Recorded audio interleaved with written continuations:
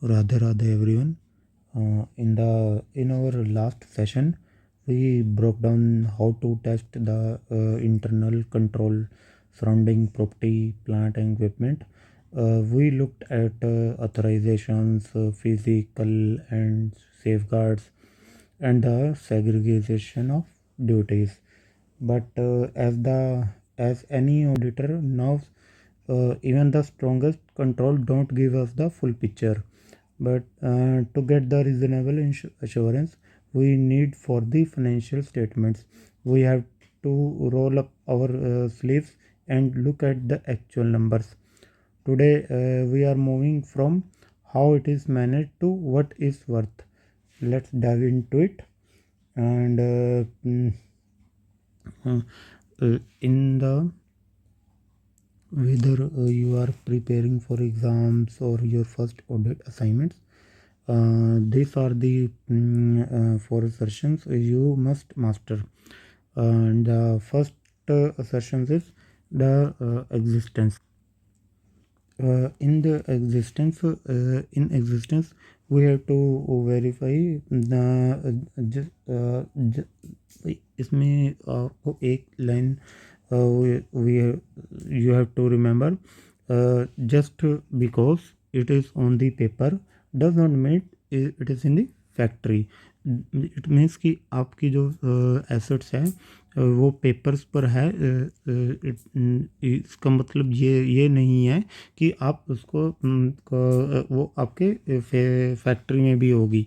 उसके लिए आपको क्या करना पड़ेगा, उसके लिए आपको फिज़िकल वेरिफिकेशन करनी ही पड़ेगी। और उसके लिए फ़िज़िकल वेरिफिकेशन कैसे स्टार्ट करेंगे? Start by reviewing the company's physical verification report, and second start ये देखो कंपनी फिजिकल वेरिफिकेशन रिपोर्ट हमने देख ली। डू इट एवरी ईयर और is it A third party और ऑन स्टाफ। ये भी हमें पता करना होगा कि कंपनी आपने खुद फिजिकल वेरिफिकेशन कर रही है कि वो थर्ड पार्टी से करवा रही है। Next you have to grab the PV report. It means आप उनसे पीवी रिपोर्ट ले लो, उसे पता लगाओ कि क्या उस पर प्रॉपर आइडेंटिफिकेशन मार्क्स थे कि नहीं थे, और क्या वो रिकन्सिलेशंस प्रॉपर हुई थी कि नहीं थी। रिकन्सिलेशंस मीन्स कि जो मेरी एसेट्स फिज़िकल वेरिफिकेशन में आई, जब मैंने फ़िज़िकल वेरिफिकेशन किया, सपोज मेरे को एक दो एसेट्स नहीं मिलती हैं, तो उस एसेट्स का मैंने बुक्स में क्या ट्रीटमेंट किया। बुक्स में ट्रीटमेंट मीन्स कि जो मेरे को एसेट नहीं मिली उसको मैंने बुक्स में रिमूव कर दिया कि नहीं किया, क्या मैंने उसकी कोई इन्वेस्टिगेशन की कि नहीं की। वो मेरी एसेट्स मेरी बुक्स मेरे एफएआर में आ रही हैं बट मेरे को उसमें नहीं दिख रही, अपने फिज़िकल में नहीं दिख रही, तो उसको बुक्स में कैसे हटाया। और वही जो डिस्क्रिपेंसी मेरे को मिली, क्या वो मैनेजमेंट ने कैसे उसको हैंडल किया। और it means shortage must be approved for deletion and depreciation must be cease immediately। It means जो मेरे शॉर्टेज जिस चीज़ को मेरे को एसेट नहीं मिली, जो मेरे शॉर्टेज हुई एसेट्स की, वो उस एसेट्स को मैंने क्या कहते हैं अपने फिक्स एसेट से कैसे हटाया, और उसका डेप्रिसिएशन भी, तो उससे रिलेटेड जो मेरा डेप्रिसिएशन एक्यूमुलेटेड डेप्रिसिएशन जो मेरी बुक्स में आ रहा होगा वो भी तो मेरे बुक्स में से हटेगा। सेकंड हम इसमें देखेंगे कंप्लीटनेस। कंप्लीटनेस मीन्स कि जितनी मेरी एसेट्स बुक्स में बुक होनी चाहिए थी वो बुक्स में बुक हो गई है कि नहीं हो गई। और द इट मीन्स द इसमें एक टेस्ट होता है, डिड वी मिस एनीथिंग। क्या हम कुछ भूल तो नहीं गए? जो जितनी एसेट्स मेरी बुक्स में रिकॉर्ड होनी चाहिए थी क्या वो रिकॉर्ड हो चुकी है कि नहीं हो गई वो। अब उसमें एक सिंपल सा मैथ कैलकुलेशन हमें करनी पड़ेगी। सिंपल मैथ कैलकुलेशन मीन्स कि जो opening plus purchase minus closing should match with मेरे जर्नल लेजर्स की जो बुक्स में जो मेरे जनरल लेजर्स आ रहे होंगे उसमें मेरे मैच कर जाने चाहिए। और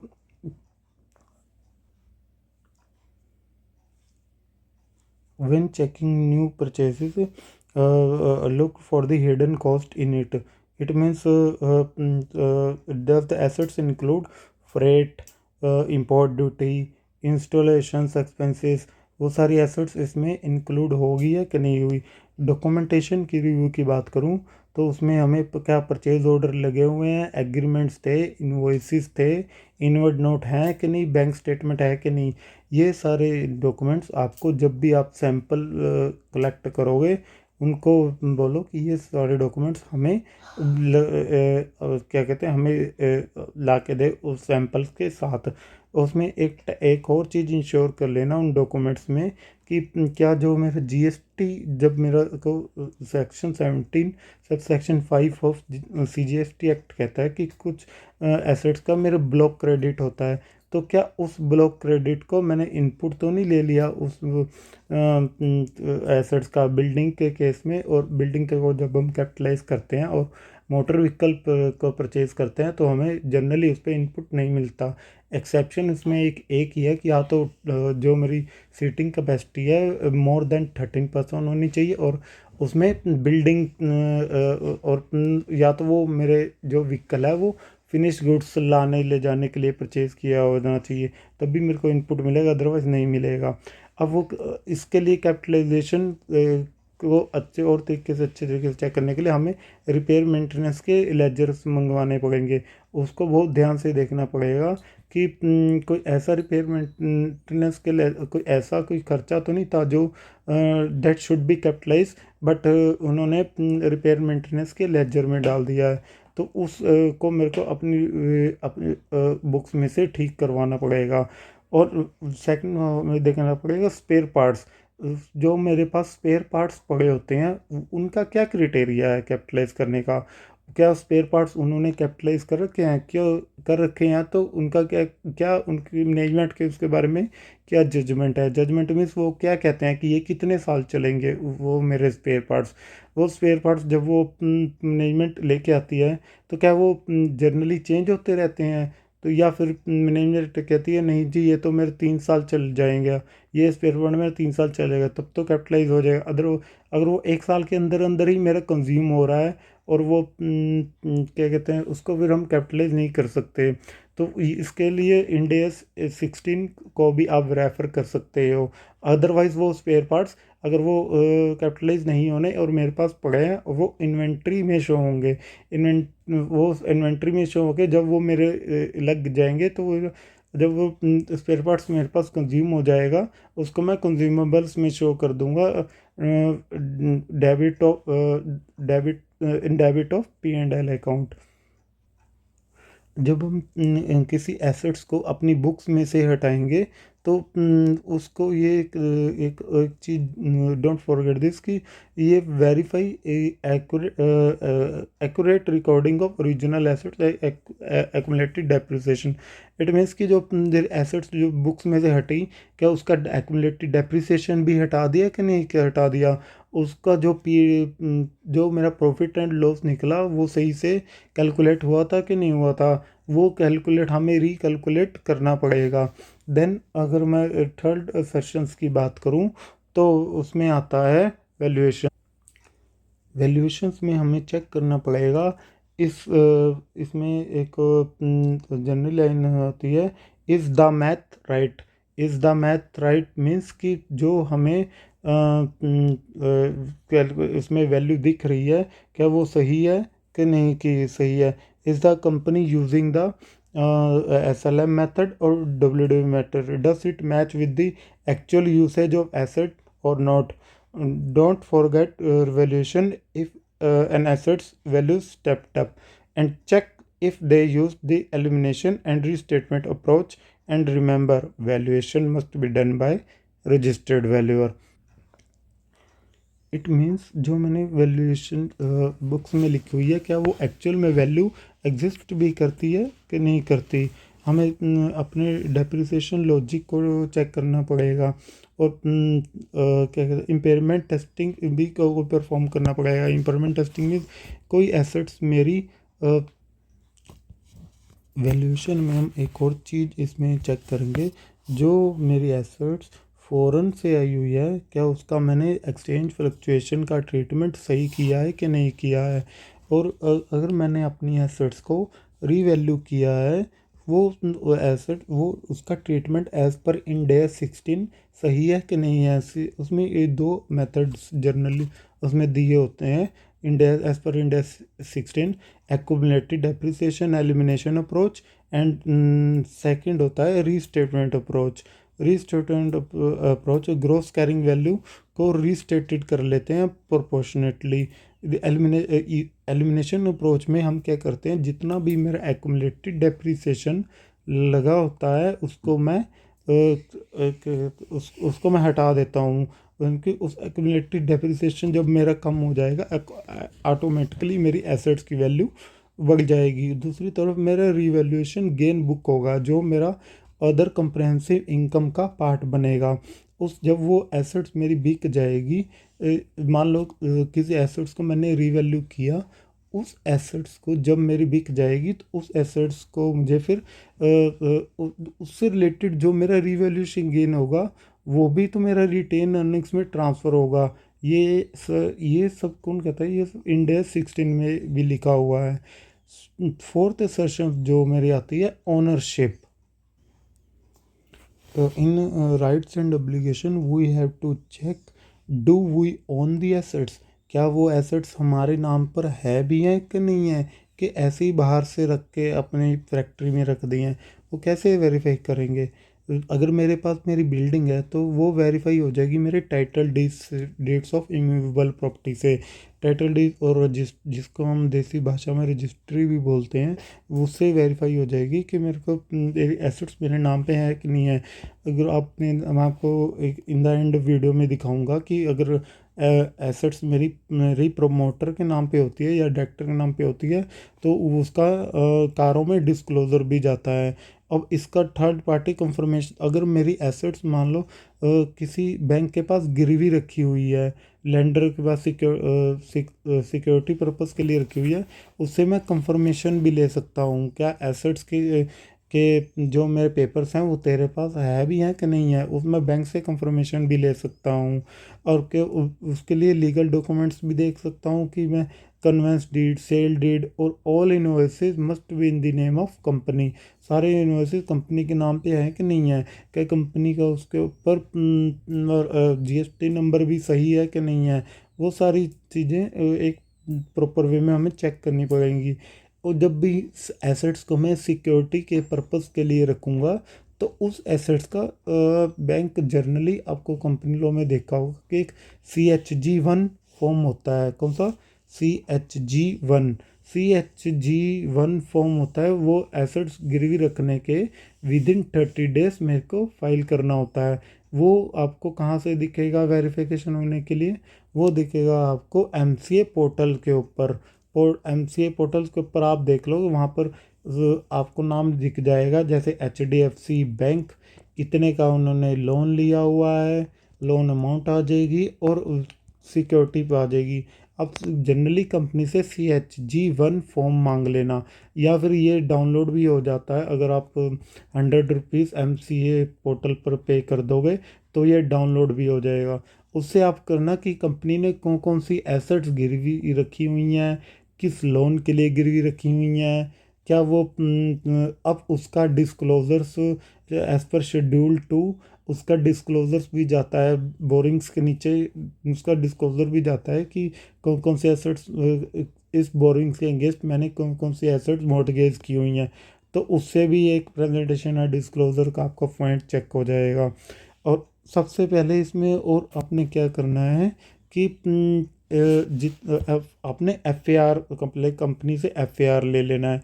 FAR लेने के लिए सबसे पहले उसमें वेरीफाई करो क्या वो कंप्लीट भी है कि नहीं है। कंप्लीट होने का मतलब है कि जो मेरी क्वांटिटी लुक उसमें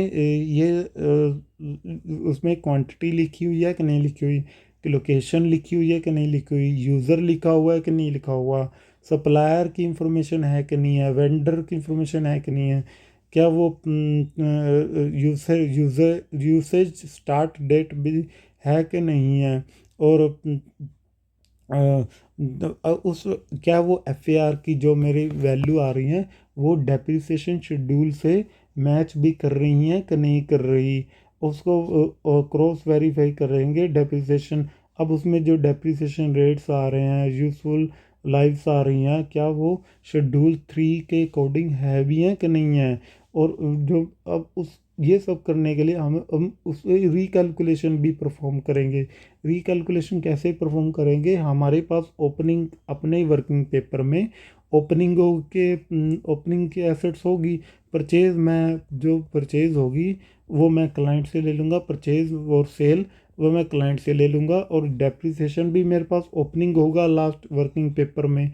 उस वर्किंग प्लस डेप्रिस जो क्या लाइफ जो कंपनी की पॉलिसी है लाइफ उसी के अकॉर्डिंग लूँगा। जो कंपनी की पॉलिसी है कि हम इस एसेट्स के केस में इतनी लाइफ होती है, कंपनी की पॉलिसीज बनी होती हैं, तो उसके लाइफ के उसके अकॉर्डिंग मैं लाइफ डाल दूंगा और अपने डेप्रिसिएशन कैलकुलेट कर लूँगा। उसको मैं मैच करूँगा क्लाइंट के कैलकुलेशन से। अगर कोई मेरे को डिस्क्रिपेंसी नज़र आती है तो उस कैलकुलेशन को मैं क्लाइंट से वेरीफाई करूँगा कि ये मेरे पास ये कैलकुलेशन आ रही है, आपके पास ये आ रही है, आप इसको ठीक करके दीजिए मेरे को। अब एक और जगह से आप वेरीफाई कर सकते हो वैल्यूज़ को, कहाँ से, वो ए होता है AIS portal, annual information system, जो इनकम टैक्स का पोर्टल होता है उस पर आपने देखा होगा TDS, एक TDS कट जाता है, जो TDS सेक्शन तो नहीं याद आ रहा मेरे को, लेकिन एक सेक्शन होता है उसमें अगर ग्रेटर दैन 50 लाख से अगर मैं प्रॉपर्टी परचेज करता हूँ तो मुझे 1% का TDS काटना पड़ता है। उससे भी मेरे को प्रॉपर्टी की वैल्यू वेरीफाई हो जाएगी कि वहाँ कितनी प्रॉपर्टी की वैल्यू आ रही है, बुक्स में कितनी प्रॉपर्टी की वैल्यू आ रही है, उसको वेरीफाई कर लूँगा। सेकंड, उसे आपका कोई अंड और ऐसे ही मोटर व्हीकल अगर आप परचेज करते हो तो उसमें भी आपने देखा होगा कि 1% ऑफ वैल्यू का TCS कट जाता है। उसके भी वेरीफाई हो जाएगी कि वहाँ पर 1% किस अमाउंट का TDS कटा, और जो मेरी बुक्स में अमाउंट आ रही है वो कितनी आ रही है, उसमें कोई क्लैश तो नहीं है, कोई डिस्क्रिपेंसीज तो नहीं है। और एक इससे कंप्लीटनेस का एक और पॉइंट आपका यहाँ पर पूरा हो सकता है। जैसे जो मेरी एसेट्स AIS में आ रही हैं, क्या वो सारी एसेट्स मेरी बुक्स में भी आ रही हैं कि नहीं आ रही, कोई एसेट भूल तो नहीं है बुक्स में चढ़ाना। आधे घंटे से नीचे रख। नेक्स्ट पार्ट हम देखेंगे कि लीज के केस में हम कैसे वेरीफाई करेंगे कि लीज, जब कंपनी की एसेट लीज पर होती हैं, लीज के केस में सबसे पहले तो आपको लीज डीड ले लो कंपनी से। लीज डीड ले लो, उसमें अमाउंट लिखी होगी कि अपफ्रंट अमाउंट कितना पे किया, कितना मुझे ने अपफ्रंट अमाउंट जी कितना पे किया। सेकंड, मेरा रेंट कितना जाने वाला है, उन रेंट को मैं अपना यहाँ पर मैं जैसे अपफ्रंट अमाउंट आ जाएगा, रेंट आ जाएगा, जितना रेंट आ जाएगा और रेंट जो आ जाएगा उसका मैं प्रेजेंट वैल्यू पे लेके, उसको मैं प्रेजेंट वैल्यू पर जब मैं लेके रहूँगा तो ये इसको मैं ROE एसेट्स बुक करूँगा एक तरफ से, दूसरी तरफ से मैं उसको लीज लाइबिलिटी बुक करूँगा एज पर इंड AS 1115 और something, forget about it. As per Ind AS मैं उसको एक तरफ ROE एसेट बुक हो जाएगी, दूसरी तरफ मेरी लीज लाइबिलिटी बुक आ जाएगी। उस ROE एसेट्स को SLM मेथड पे डेप्रिसिएशन बुक होता जाएगा और लीज लाइबिलिटी मेरा इंटरेस्ट बुक होता जाएगा। जब वो इंटरेस्ट बुक होता जाएगा और मैं जब रेंट पे कर और साथ के साथ मैं उस लीज लाइबिलिटी के अगेंस्ट इस लीज के अगेंस्ट रेंट भी पे करता रहूँगा। तो जो मैं इन सारी अमाउंट्स को लेके अपनी कैलकुलेशन परफॉर्म करूँगा, फिर मैं चेक करूँगा कि वो मेरी कैलकुलेशन मैच भी कर रही है कि नहीं कर रही, जो मुझे क्लाइंट ने कैलकुलेशन दी है। Client one second. या मैं इससे वेरीफाई करूँगा कि जो मेरी क्लाइंट ने कैलकुलेशन प्रोवाइड करवाई है तो वो मेरी कैलकुलेशन से मैच भी कर रही है कि नहीं कर रही। अब वो आपको देखा होगा कि लीज के डिस्क्लोजर्स भी जाते हैं एज पर शेड्यूल 2।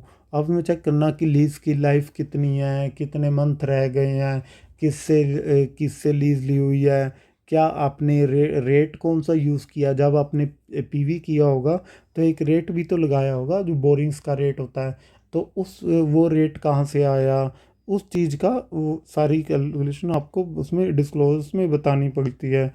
सेकंड उसमें एक और चीज़ आती है इम्पैक्ट गवर्नमेंट ग्रांट्स का। मान लो आपको गवर्नमेंट ग्रांट मिल जाती है तो उसका आपने क्या ट्रीटमेंट किया in the books of account. Government grant मान लो कल को आपको कह देते हैं कि जम्मू में आपका प्लांट लगाना है, आप जम्मू में जाकर एम्प्लॉयमेंट जनरेट करवाइए, तो हम आपको उस प्लांट मशीनरी का 3 गुना देंगे। एक सेंटर की स्कीम भी आई थी 2022 में। तो आप सर्च कर लेना कि जम्मू में अगर आप प्लांट लगाते हो तो आपको प्लांट एंड मशीनरी का आई थिंक 3 गुना मतलब कितने मिलना था। तो एक वो एम्प्लॉयमेंट जनरेशन के पर्पज से डिफरेंट डिफरेंट गवर्नमेंट स्कीम्स देती रहती है। तो उस स्कीम के अंडर जब मुझे ग्रांट रिसीव हुई तो मैंने उसका क्या ट्रीटमेंट किया, क्या मुझे जो मुझे ग्रांट के पैसे थे क्या मैंने एक्चुअल कॉस्ट ऑफ एसेट्स में से लेस कर दिया, या फिर जो जो एक और उसमें दूसरा ऑप्शन इंड एस ये कहता है कि आप ऐसा करिए, आप डेप्रिसिएशन के प्रोपोर्शनेट में ग्रांट को बुक करते जाइए। उसमें फिर ग्रांट रिसीवल मेरा डेबिट होता जाएगा और डेबिट ग्रांट चलती जाएगी। और अगर तो ग्रांट कंडीशनल है, कंडीशनल मींस कंडीशनल कैसे हो सकती है, कंडीशनल ये ऐसे हो सकती है कि मान लो गवर्नमेंट कह देती है कि आपको मिनिमम 15 साल वहाँ पर रहना है, आप 15 साल से वहाँ हिल नहीं सकते। ये थोड़ी ना कि आपने एक दिन प्लांट मशीनरी लगाई, ग्रांट ली और घर चले गए। ऐसा नहीं होता कि आपको मिनिमम 15-20 साल वहाँ पर रहना है या 40 साल रहना है, जब तक लीज है तब तक रहना है, तो तभी आपको ग्रांट, नहीं तो हम ग्रांट प्रोपोर्शनेटली वापस ले लेंगे। तो उस ऐसे में हमको ग्रांट रिसीवेबल को उस ग्रांट प्रोपोर्शनेटली ही बुक करना पड़ेगा उसी क्या कहते हैं उन्हीं ईयर्स का उन्हीं ईयर्स में बुक करना पड़ेगा। अगर तो ग्रांट अनकंडीशनल है फिर तो सीधा सीधा इनकम बुक कर दो। नाउ अब हम देखेंगे कि कैपिटल वर्क इन प्रोग्रेस के केस में हमने क्या देखना है। कैपिटल वर्क इन प्रोग्रेस में हमने वही सारे खर्चे कैपिटलाइज होने चाहिए जो directly attributable to the construction है। अगर मेरी बिल्डिंग बन रही है तो मेरा सीमेंट लग रहा है, मेरे लेबर लगी हुई है, मेरी सैंड लग रही है, और भी खर्चे होते हैं, वो सारे खर्चे कैपिटलाइज हुए हैं कि नहीं हुए, वो सीविप में गए हैं कि नहीं गए। और सेकंड हम इसमें ये चेक करेंगे कि हम जो सपोर्टिंग डॉक्यूमेंट्स भी हैं कंपनी के पास नहीं है। इट मीन्स जो इन्वॉइसेस हैं, कॉन्ट्रैक्ट हैं, पेमेंट वाउचर्स हैं, वो सारी चीज़ें हम कंपनी से मंगवा कर देखेंगे। क्या वो लेगिटिमेसी ऑफ एक्सपेंस चेक कर लेंगे कि एक्सपेंस मेरे ठीक भी हैं कि नहीं है, क्या वो एक्चुअल में एग्जिस्ट हुए भी थे कि नहीं किए थे। तो उसमें अब इसमें एक और चीज़ आ जाती है ओवरहेड बुकिंग की। जो डायरेक्ट एक्सपेंसेस हुए मेरे, उसका ओवरहेड मैंने कैपिटलाइज कर लिया कि नहीं कर लिया। जैसे जैसे ओवरहेड हम क्लोजिंग स्टॉक में डालते हैं ना, वैसे ही हम कैपिटलाइज भी करेंगे। और जो मान लो प्रोजेक्ट, अब इसमें एक और आप जरूर चीज़ चेक करना, हमेशा कॉन्ट्रैक्ट लेके उस कॉन्ट्रैक्ट के सिनोमिनस बना लेना। इट मीन्स उसके छोटे छोटे पार्ट्स लिख लेना, उस कॉन्ट्रैक्ट में क्या लिखा था और वो कॉन्ट्रैक्ट कितने टाइम में कंप्लीट होना था और वो क्यों नहीं कंप्लीट हुआ, उसकी कॉस्ट, उस क्या क्या हम कितनी कॉस्ट पे एग्री किए थे, कि हमारी ऑब्लिगेशंस क्या थी, कॉन्ट्रैक्टर की ऑब्लिगेशंस क्या थी, क्या कोई पेनल्टी क्लोज था, पेनल्टी क्लोज आने से एक और उसको क्या कंपनी ने अगर मान लो एसेट बनने में लेट हो जाती है, क्या कंपनी ने पेनल्टी क्लोज को के अगेंस्ट कोई लीगल केस किया क्या मान लो मेरी जितनी मेरी फैक्ट्री बनने में देर होगी उतना ही मेरी सेल भी तो मेरी कम होती जाएगी, उतना ही मेरे सेल का भी तो लॉस होगा। क्या मैंने उस चीज़ को उस कॉन्ट्रैक्टर से क्लेम किया उसका। अब वो सेकंड इसमें एक और पार्ट आ जाता है। मान लो मैंने मशीनरी ली, बाहर से मशीनरी लेके आया, लेकिन मैं देखता हूँ मेरा जूस भरते वक्त क्या हो रहा है कि 300 ml उसने जूस भरना था, लेकिन उस जूस वो मेरा 310 ml फिल करी जा रहा है, वो 10 ml नीचे गिरी जा रहा है। अगर वो 10 ml नीचे गिरी जा रहा है तो सोचो मेरे एक दिन में कितना वेस्टेज होती होगी। क्या उस वेस्टेज को मैंने कंपनी से क्लेम किया कि नहीं किया? क्या उस फिर मैं उसको अपनी एसेट्स में से भी, एसेट्स कॉस्ट में से भी तो लेस करूँगा। तो वो सारी चीज़ें हमें चेक करनी है। प्रोजेक्ट टाइमलाइन की मैं देखो यहाँ बात कर रहा था।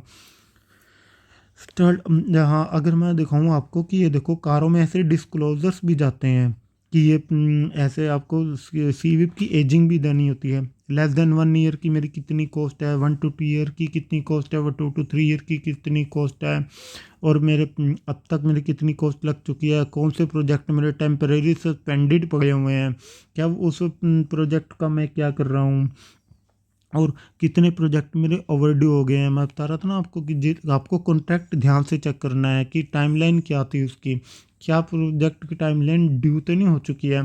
फिर अगर ड्यू हो गई है तो मुझे यहाँ पर उसके अलग से डिस्क्लोज़र देना पड़ेगा।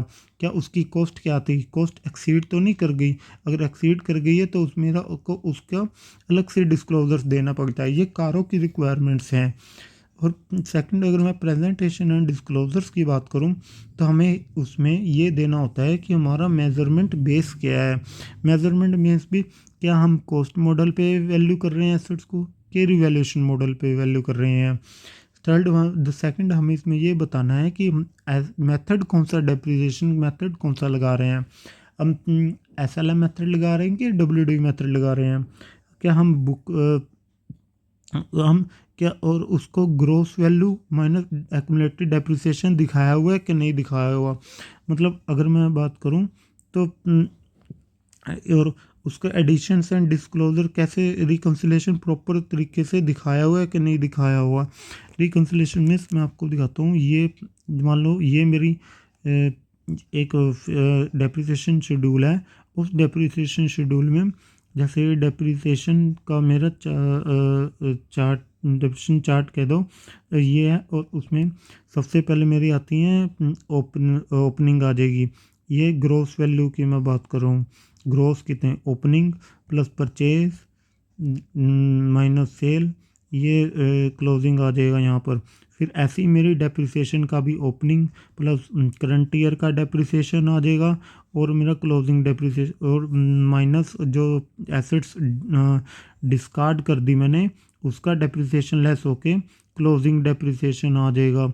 उस क्लोजिंग डेप्रिसिएशन से सेम एलएस करके मेरी यहाँ पर WDV आ जाएगी। WDV कैसे आएगी, ये मेरा जो क्लोजिंग आया उसको क्लोजिंग डेप्रिसिएशन लेस कर दूंगा तो मेरा यहाँ पर क्लोजिंग WDV आ जाएगी। तो क्या ये रिकन्सिलेशन प्रॉपर तरीके से हुई है कि नहीं हुई, डेफिनेशन चार्ट प्रॉपर तरीके से बना भी हुआ है कि नहीं हुआ, तो उन सब चीज़ों को हम चेक करेंगे। सेकंड, जो एक्सचेंज डिफरेंसेस हैं उसका क्या किया कंपनी ने, ये देखो। अब हमें कारों के एडिशनल डिस्क्लोजर्स जो देने होते हैं हम उसकी बात करेंगे। कारों में जाता है ना कि कारों में ये कह जाता है कि प्रॉपर्टी प्लांट इक्विपमेंट का आपने ये डिस्क्लोजर्स देने हैं प्रॉपर्टी प्लांट से रिलेटेड। उसमें कहता है कि आप हमें ये बताइए कि ऑडिटर्स की ये रिस्पॉन्सिबिलिटी होती है कारों के अंडर रिपोर्टिंग करना। अब ऑडिटर को ये बताना होता है कि क्या कंपनी ने प्रॉपर रिकॉर्ड्स भी मेंटेन कर रखे नहीं कर रखे। अपने प्रॉपर रिकॉर्ड कैसे मेंटेन करेगा, क्या उसके पास FAR बना हुआ है कि नहीं बना हुआ जिसमें क्वांटिटिव डिटेल है कि नहीं। सेकंड हम इसमें ये वेरीफाई करेंगे कि ये सिर्फ हम इंटेंजिबल एसेट्स के अगेंस्ट नहीं वेरीफाई करेंगे, ये हम इंटेंजिबल एसेट्स के अगेंस्ट भी वेरीफाई करेंगे कि यार प्रॉपर रिकॉर्ड्स कंपनी के पास है भी है कि नहीं है। प्रॉपर रिकॉर्ड मींस FAR बना हुआ है और फिजिकल वेरिफिकेशन है होती है कि नहीं होती, पर इतना भी कर लोगे तो जनरली ऑडिटर सेटिस्फाई हो जाता है। अब ये मैं आपको ऊपर बता रहा था कि हमने ये टाइटल डीड से वेरीफाई करना है कि क्या एक्चुअल में एसेट्स कंपनी के नाम पे है कि नहीं है। मान लो अभी एसेट्स कंपनी के नाम पे नहीं हुई, वो एसेट हो जाती है अभी है प्रमोटर के नाम पे या फिर डायरेक्टर के नाम पे है। अगर डायरेक्टर के नाम पे है तो हमें डिस्क्लोजर्स देने पड़ते हैं। डिस्क्लोजर कारों में डिस्क्लोजर जाते हैं, whether the title deed of all immovable properties in the name of company और नॉट।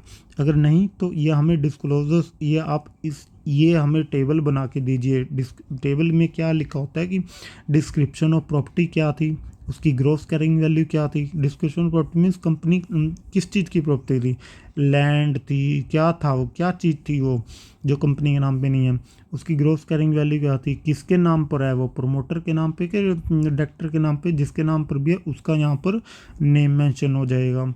क्या वो जो भी पर्सन है क्या वो डायरेक्टर है या प्रमोटर है कंपनी का या फिर उसका रिलेटिव है, ये भी यहाँ पर बताओ। क्या कब से ली उसने, कब से property held indicate range where approach, मतलब इसमें कितने की प्रॉपर्टी उसने रखी हुई है, अभी तक कंपनी के नाम पर क्यों नहीं हुई, क्या रीज़न रहा कि क्या रीज़न था कि वो प्रॉपर्टी कंपनी के नाम पर नहीं हुई। तो ये सारी चीज़ें हमें एक ऑडिटर को कारों की रिपोर्टिंग में डिस्क्लोज करनी होती हैं। और अब अगर मान लो किसी कंपनी ने रीवैल्यूएशन भी करवाया प्रॉपर्टी का, तो एक तो सबसे पहले ये वेरीफाई करो कि वो रिवैल्यूएशन रजिस्टर्ड वैल्यूअर ने किया है कि नहीं किया। क्या वो किसी ऐसे गहरे वैल्यूअर ने तो नहीं कर दिया। और उस डिस्क्लोज़र, और हमें डिस्क्लोज़र में मैंडेटरी है अगर नेट रिवैल्यूएशन में नेट चेंज है, net change of 10% of more in aggregate of net carrying value. It means net carrying value का 10% से अगर ज़्यादा का चेंज है रिवैल्यूएशन करके, तो फिर हमें उसका भी डिस्क्लोजर देना पड़ेगा। अब ये बेनामी प्रॉपर्टी का कंपनी के जो जितनी भी कंपनी के नाम पे प्रॉपर्टीज़ हैं, वो कोई बेनामी प्रॉपर्टी का एक्ट तो नहीं चल रहा कंपनी के ऊपर। ये हमें कैसे पता चलेगा बेनामी प्रॉपर्टी एक्ट कहीं। तो ये हम उससे जनरली क्या करते हैं कि रिटर्न रिप्रेजेंटेशन जब हम लेते हैं तो उसमें हम उससे लिखवा लेते हैं कि तू मुझे बता कि तेरे ऊपर कोई बेनामी प्रॉपर्टी का एक्ट, बेनामी प्रॉपर्टी के बेनामी ट्रांजैक्शन प्रोविजन एक्ट में कोई केस तो नहीं चल रहा, तू मुझे लिख कर दे। तो जनरली रिटर्न रिप्रेजेंटेशन जब लोगे तो उसमें लिखा होता है। और अगर मान लो वो कहता है कि हाँ मेरे खिलाफ़ केस चल रहा है, तो हमें पूरी उसकी डिटेल्स देनी पड़ेगी कि अब वो केस में क्या था, कब केस हुआ, किसके नाम पर प्रॉपर्टी है वो, उस सारी की डिटेल हमें अपनी कारों की रिपोर्टिंग में देनी पड़ेगी। अब इसमें एक और चीज़ आप डिस्क्लोजर्स में ज़रूर लिखिए कि जो हम इंटरेस्ट कैपिटलाइज किया है, एक था special rate of interest. Special rate of interest means कि कोई एसेट्स उसी स्पेसिफिक एसेट्स के लिए ही मैंने लोन लिया था। मान लो कोई मशीनरी थी, क्रोम्स की मशीनरी आनी, मान लो मेरी 40 करोड़ की मशीनरी थी, मैंने उसी के लिए स्पेसिफिकली एक अलग लोन अकाउंट खुलवाया, सारा का सारा लोन उसमें लिया और पूरा मैंने क्रोम्स की मशीनरी में ले लिया। इसके लिए तो कुछ भी देने की ज़रूरत नहीं। लेकिन मान लो आपने जर्नली वर्किंग कैपिटल का लोन ले रखा है, लेकिन वो आप कैपिटलाइज करते हो, वो आप मशीनरी लेने के लिए यूज़ कर लेते हो। तो जितनी मेरी as per Ind AS 23 calculation होती है, एक मेरे को जर्नल बोरिंग रेट निकालना होता है कि मैंने वो अमाउंट कितने टाइम के लिए कब तक यूज़ की। नीचे उसकी पूरी प्रॉपर कैलकुलेशन होती है एज़ पर इंड AS 23। वो उस रेट निकाल के किस रेट पे मैंने कैपिटलाइज किया, उस रेट को मेंशन करना होता है अपनी कारों की रिपोर्टिंग में। So that's for the day. Please subscribe and support. Radhe Radhe. If you want this PDF, don't forget to subscribe. The only condition is you have to subscribe and like this video. Just your mail in the comment. I will provide you in the mail. Thank you everyone.